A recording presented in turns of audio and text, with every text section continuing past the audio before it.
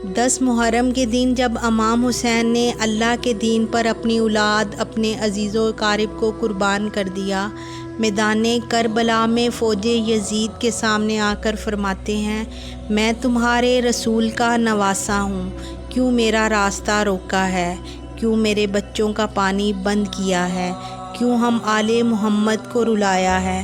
اے لوگو، کوئی ہے اس ہزاروں کی فوج میں میرے نانا سے محبت کرنے والا جو میری مدد کرے اور نبی کریم صلی اللہ علیہ وسلم کی بیٹیوں کے پردے کی حفاظت کرے؟ امام نے جب جنگ کے میدان میں آ کر دشمنوں کو مقابلے کے لیے للکارا تو بیبیوں کے خیموں سے رونے کی آوازیں بلند ہو گئی۔ امام حسین خیموں کے قریب تشریف لائے تو فرمانے لگے کہ بیبیوں سے کہو کہ رونے کی آواز بلند نہ کریں، ابھی میں زندہ ہوں۔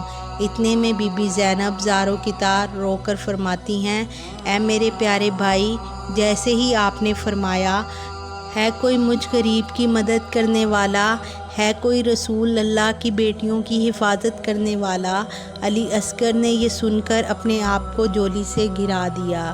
امام حسین کی آنکھیں نم ہوتی ہیں اور فرماتے ہیں، سیدہ رباب کو کہو علی اصغر کو میرے پاس لے آئے۔ امام حسین علی اصغر کا ماتھا چومتے ہیں اور علی اصغر کو چھپا کر میدان کربلا میں لے جاتے ہیں۔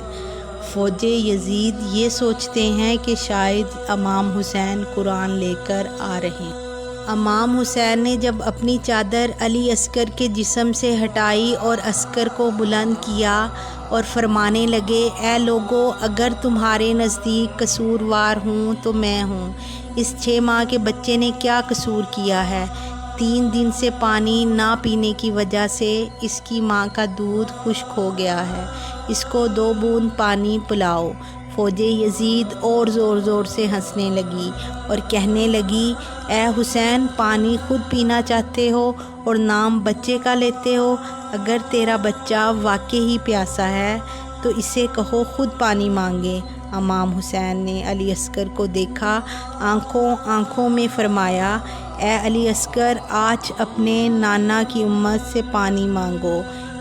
جیسے ہی امام حسین نے یہ فرمایا، علی اصغر کے لب ہلنے لگے اور تمام فوج کو دیکھ کر علی اصغر فرمانے لگے، اے ظالمو، 3 دن سے میں پیاسا ہوں، تمہارے رسول کا خون میری رگوں میں بہتا ہے، مجھے پانی دے دو۔ پر جیسے ہی علی اصغر نے پانی مانگا، یزید کی فوج میں رخت طاری ہو گئی، کوئی منہ چھپا کر رونے لگا تو کوئی یہ منظر دیکھ نہ پایا تو عمر بن سعد نے فوراً حرملہ سے کہا، اے حرملہ، فوراً اس بچے کو چپ کرواؤ ورنہ فوج میں بغاوت ہو جائے گی۔ حرملہ فوراً تیر نکالتا ہے اور علی اصغر کا نشانہ لگاتا ہے تو تیر ہاتھ سے گر جاتا ہے، پھر وہ دوسرا تیر نکالتا ہے، وہ بھی گر جاتا ہے، جب وہ تیسرا تیر نکالتا ہے تو وہ بھی گر جاتا ہے تو عمر بن سعد نے کہا، اے حرملہ، تو بڑا بے رحم انسان ہے، یہ بچہ تم سے نہیں مارا جاتا، اس بچے کو مارنا میرے لیے بڑی بات نہیں، لیکن جیسے ہی میں تیر چلاتا ہوں آگے خیام میں دیکھتا ہوں ایک ماں ہے جو اپنی جولی پھیلائے مجھے دیکھ رہی ہے۔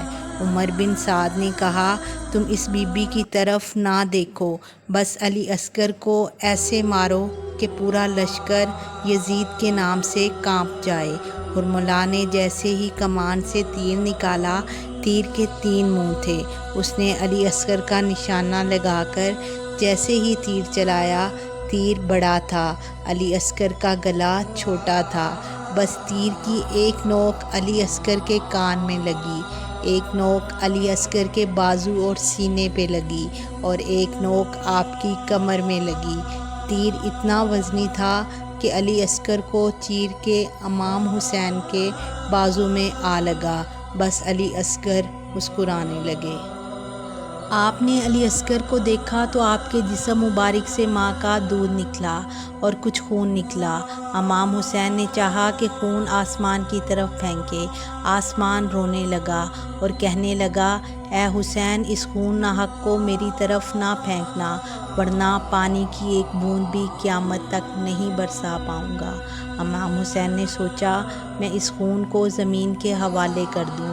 زمین تڑپ کر کہنے لگی اے امام حسین اگر اس خون کا ایک قطرہ بھی مجھ پر گرا تو میں قیامت تک اناج نہیں اگا پاؤں گی۔ امام حسین نے علی اصغر کے خون کو اپنی داڑھی پر ملا اور اللہ سے مخاطب ہو کر فرمانے لگے اے اللہ گواہ رہنا میں نے تیرے اسلام کے لیے اصغر کو قربان کیا۔ امام حسین علی اصغر کو اٹھا کر خیمے میں لے آئے۔ جیسے ہی رباب کے سامنے علی اصغر آئے تو رباب کا رنگ زرد ہو گیا اور فرمانے لگی اے میرے آقا میرے بچے کے قاتل کی کوئی اولاد نہیں۔ امام حسین نے بی بی رباب کو سنبھالا اور فرمایا ان قریب سب کی لاشوں کے ساتھ بے حرمتی کی جائے گی، آپ آؤ اصغر کی قبر بنا لیتے ہیں۔ امام حسین خیموں کے پیچھے علی اصغر کی قبر کھودتے ہیں۔ بی بی رباب اور امام حسین علی اصغر کی تدفین کرتے ہیں۔ امام حسین کی شہادت کے بعد خیام جلے، تمام شہیدوں کے سر کٹے، تمام بیبیوں کو قید کر کے شام کی طرف لے جا رہے تھے کہ اتنے میں کسی نے کہا ایک سر کم ہے تو کوئی پوچھتا ہے کس کا سر؟ فوج میں سے کوئی کہتا ہے اس بچے کو حسین پانی پلانے کے لیے میدان میں لائے تھے اور ہم نے تیر مار کر شہید کیا تھا۔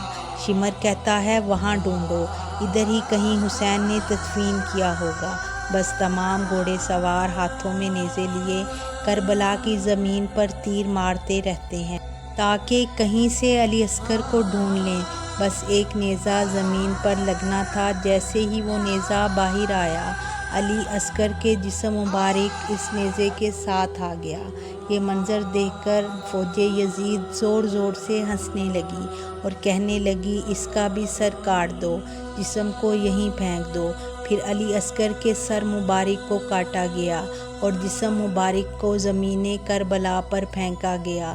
جیسے ہی علی اصغر کے جسم مبارک کو دور سے رباب نے دیکھا تو اللہ کے حضور صلی اللہ علیہ وسلم سے مخاطب ہو کر فرمانے لگی آپ کی امت نے ہم پر کیا کیا ظلم کیا۔